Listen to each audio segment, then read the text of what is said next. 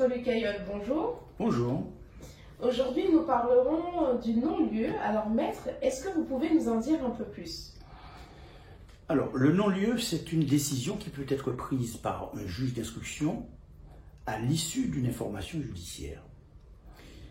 Lorsqu'il y a plusieurs infractions reprochées à un mis en examen, il peut y avoir un non-lieu partiel. Et la personne mise en examen peut être alors poursuivie devant la juridiction compétente uniquement pour les faits non concernés par le non-lieu.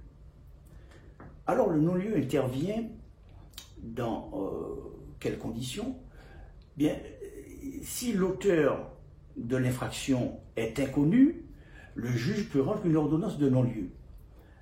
Cette ordonnance peut être également rendue lorsque le juge estime que les faits ne sont pas constitutifs d'une infraction à l'encontre du mis en examen.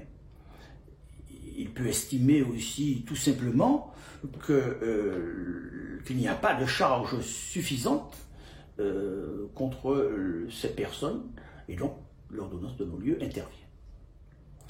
Alors, ce qu'il faut savoir, c'est qu'il peut y avoir des voies de recours, une voie de recours contre l'ordonnance de non-lieu. Lorsque celle-ci est rendue, elle peut faire l'objet effectivement d'un recours devant la chambre de l'instruction de la cour d'appel. Ce recours peut être formé par la personne qui a porté plainte, et qui s'est constituée partie civile, par le plaignant, et il doit être formé impérativement dans le délai de 10 jours à compter de la notification qui lui est faite de cette ordonnance de non-lieu. Alors, quelles sont les conséquences du non-lieu? Lorsque l'ordonnance de non-lieu est rendue, le juge d'instruction déclare qu'il n'y a pas lieu de poursuivre la personne mise en examen et celle-ci n'est pas renvoyée devant une juridiction pénale pour être jugée. Si elle avait été mise en détention provisoire, elle est libérée. Et de même, l'ordonnance de non-lieu met fin à toute mesure de contrôle judiciaire. Le juge d'instruction doit également statuer sur le sort des objets mis sous sauvegarde de justice qui doivent être en principe restitués. Il est important de noter que le plaignant qui s'est constitué partie civile, lorsqu'intervient un non-lieu, peut faire l'objet de recours.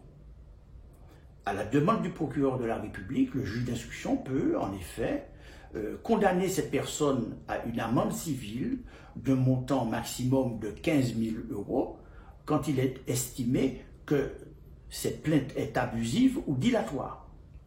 De même, cette personne peut faire l'objet d'une plainte en dénonciation calomnieuse. Et enfin, elle peut être condamnée à des dommages-intérêts sollicités devant le tribunal correctionnel. Maître Lucaillol, on vous remercie pour toutes ces précisions concernant le non-lieu. Et chers auditeurs, si vous souhaitez en apprendre plus, n'hésitez pas à contacter les avocats réunis pour une première prise de contact sans frais. Merci.